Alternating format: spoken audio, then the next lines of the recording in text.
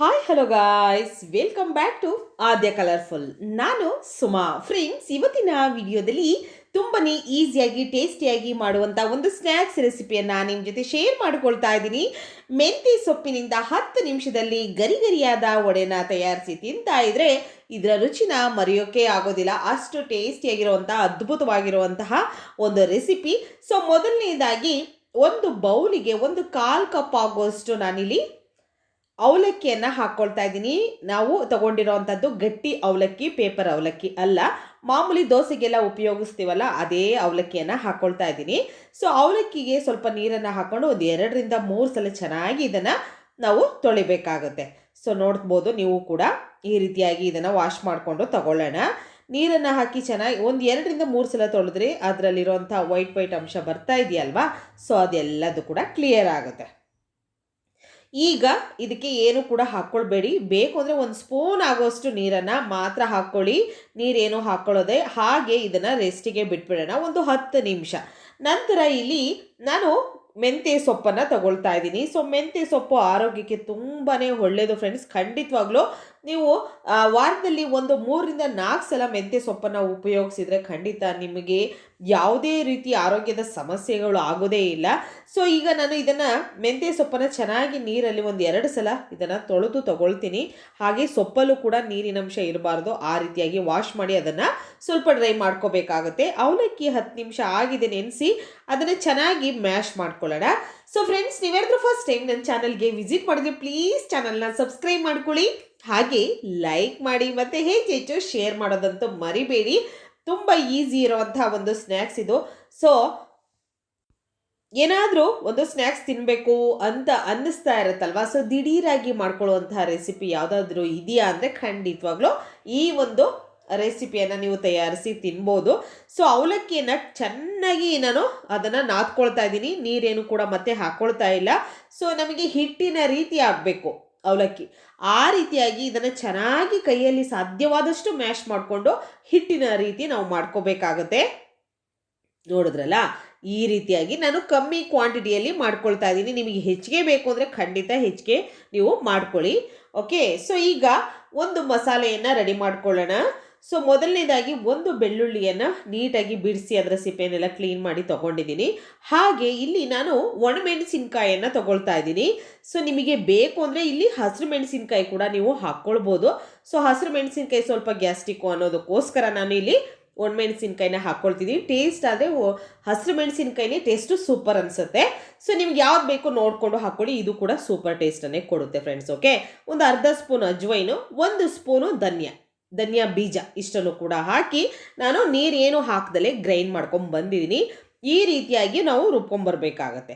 So ನೀರೇನು ಕೂಡ ಹಾಕ್ಕೊಳ್ಬೇಡಿ, ಅದನ್ನು ತರಿಯಾಗಿ grind ಮಾಡ್ಕೊಂಬಂದರೆ ಸಾಕು. ನಾವು ಮಸಾಲೆ ವಡೆ ಮಾಡಬೇಕಾದ್ರೆ ಹೇಗೆ ರುಬ್ತೀವಲ್ಲ ಅದೇ ರೀತಿ ರುಬ್ಕೊಂಬರ್ಬೇಕಾಗತ್ತೆ. ಅದಾದ ನಂತರ ನಾವೀಗ ಅವಲಕ್ಕಿಗೆ ನಾವು ಮೆಂತ್ಯ ಸೊಪ್ಪನ್ನು ಹಾಕ್ಕೊಳ್ಳೋಣ. ಮೆಂತ್ಯ ಸೊಪ್ಪನ್ನು ನಾನು ಕಟ್ ಮಾಡಿಲ್ಲ ಫ್ರೆಂಡ್ಸ್, ನೋಡ್ಬೋದು ನೀವು. ಯಾಕೆ ಅಂತಂದರೆ ನಾನು ಬಿಡಿಸ್ಕೊಂಡಿದ್ದೀನಿ ಎಲೆಗಳನ್ನು, ಆದರೆ ಕಟ್ ಮಾಡಿಲ್ಲ. ಕೈಯಲ್ಲೇ ನಿಮಗೆ ಬೇಕು ಅಂದರೆ ಕೈಯಲ್ಲೇ ಈ ರೀತಿ ಮುರ್ಕೊಳ್ಳಿ. ನೋಡಿ, ಮುರಿದು ಕೈಯಲ್ಲೇ ಹಾಕ್ಕೊಳ್ಳಿ. ಯಾಕೆಂದರೆ ಸಣ್ಣಗೆ ಹೆಚ್ಚಿದ್ರೆ, ನಿಮಗೆ ಬೇಕು ಅಂದರೆ ನೀವು ಹೆಚ್ಕೊಳ್ಳಿ, ತೊಂದರೆ ಇಲ್ಲ.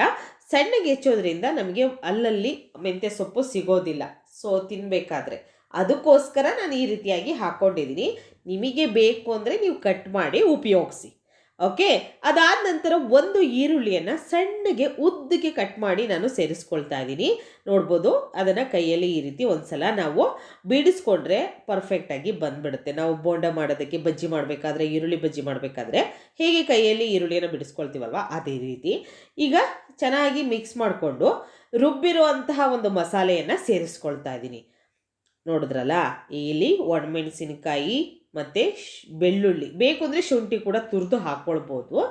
ಅದಾದ ನಂತರ ಇಲ್ಲಿ ಉಪ್ಪನ್ನು ಸೇರಿಸ್ಕೊಳ್ತಾ ಇದ್ದೀನಿ. ಉಪ್ಪನ್ನು ಹಾಕಿ ನಾವು ಮಿಕ್ಸ್ ಮಾಡಿಕೊಂಡು ನಂತರ ಇದಕ್ಕೆ ನಾವು ಒಂದು ಕೋಟೆಡಾಗಿ ಬರಲಿ ಅಂತ ಹೇಳಿ ಒಂದು ಮೇನ್ ಆಗಿರೋಂಥ ಒಂದು ಇಂಗ್ರೀಡಿಯೆಂಟ್ಸ್ನ ಆ್ಯಡ್ ಮಾಡ್ಕೋಬೇಕಾಗುತ್ತೆ. ಸೊ ಈಗ ಸ್ವಲ್ಪ ಅರಿಶಿನ ಸೇರಿಸ್ಕೊಳ್ತಾ ಇದ್ದೀನಿ, ಅಡುಗೆ ಅರಿಶಿನ ಸ್ವಲ್ಪನೇ ಸ್ವಲ್ಪ. ಖಾರಕ್ಕೆ ಅನುಗುಣವಾಗಿ ಖಾರದ ಪುಡಿಯನ್ನು ಹಾಕ್ಕೊಳ್ಳಿ. ಸೊ ಇಲ್ಲಿ ನಾನು ಒಣಮೆಣಸಿನ್ಕಾಯಿನೂ ಹಾಕ್ಕೊಂಡಿದ್ದೀನಿ. ಸೊ ನೋಡಿಕೊಂಡು ಖಾರದ ಪುಡಿಯನ್ನು ನೀವು ಉಪಯೋಗಿಸಿ. ಸ್ವಲ್ಪ ಕೊತ್ತಂಬರಿ ಸೊಪ್ಪನ್ನು ಸಣ್ಣದಾಗಿ ಕಟ್ ಮಾಡಿ ಹಾಕ್ಕೊಳ್ತಾ ಇದ್ದೀನಿ. ಬೈಂಡಿಂಗಿಗೋಸ್ಕರ ಇಲ್ಲಿ ಕಡಲೆ ಹಿಟ್ಟನ್ನು ಹಾಕ್ಕೊಳ್ತಾ ಇದ್ದೀನಿ. ಬೋಂಡಕ್ಕೆ ಬಳಸ್ತೀವಲ್ಲ ಕಡಲೆ ಹಿಟ್ಟು, ಸೊ ಆ ಒಂದು ಕಡಲೆ ಹಿಟ್ಟನ್ನು ಹಾಕ್ಕೊಳ್ತಾ ಇದ್ದೀನಿ. ಹಾಗೆ ಕಡಲೆ ಹಿಟ್ಟು ಬೇಡ ಅನ್ನೋರು ಅಕ್ಕಿ ಹಿಟ್ಟನ್ನು ಉಪಯೋಗಿಸ್ಬೋದು.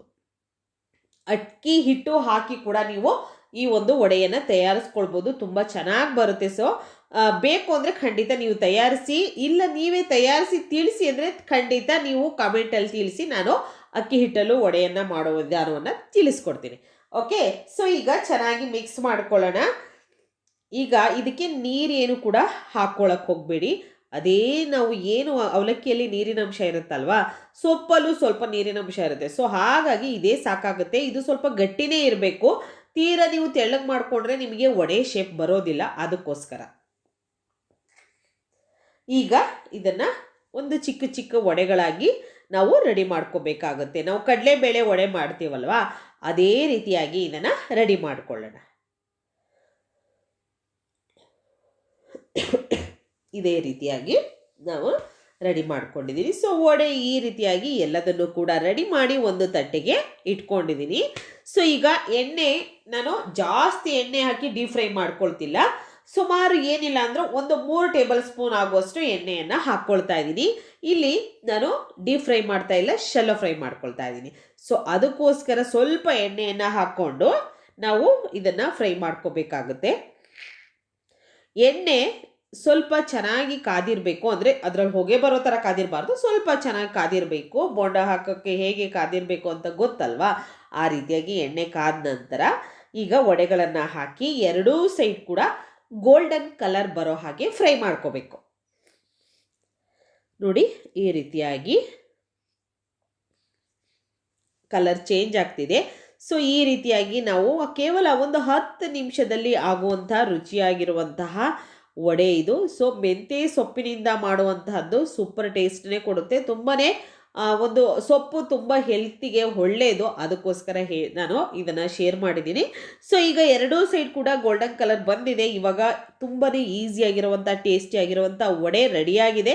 ಸೊ ಇದನ್ನು ಒಂದು ಟಿಶ್ಯೂಗೆ ತೆಗೆದಿಟ್ಕೊಳ್ತೀನಿ. ಸೊ ಈಗ ಮತ್ತೊಂದು ಬ್ಯಾಚು ವಡೆಯನ್ನು ಕೂಡ ನಾನು ಎಣ್ಣೆಯಲ್ಲಿ ಫ್ರೈ ಮಾಡ್ಕೊಳ್ತೀನಿ ಫ್ರೆಂಡ್ಸ್. ಓಕೆ, ಸೊ ಇವತ್ತಿನ ಈ ವಿಡಿಯೋ ನಿಮಗೆ ಇಷ್ಟ ಆಗಿದೆ ಅಂತ ನಾನು ಭಾವಿಸ್ತೀನಿ. ಇಷ್ಟ ಆಗಿದರೆ ಖಂಡಿತವಾಗ್ಲೂ ನನ್ನ ಚಾನಲ್ನ ಸಬ್ಸ್ಕ್ರೈಬ್ ಮಾಡ್ಕೊಳ್ಳಿ ಫ್ರೆಂಡ್ಸ್, ಲೈಕ್ ಮಾಡಿ ಮತ್ತು ಹೆಚ್ಚು ಶೇರ್ ಮಾಡಿ ನಿಮ್ಮ ಫ್ರೆಂಡ್ಸ್ ಮತ್ತು ರಿಲೇಟಿವ್ಸ್ ಗ್ರೂಪಲ್ಲಿ ಆದಷ್ಟು.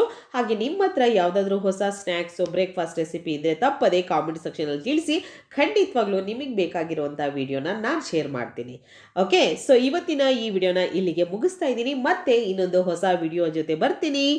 ಅಲ್ಲಿವರೆಗೂ ನಿಮಗೆಲ್ಲರಿಗೂ ಕೂಡ take care, bye, see you.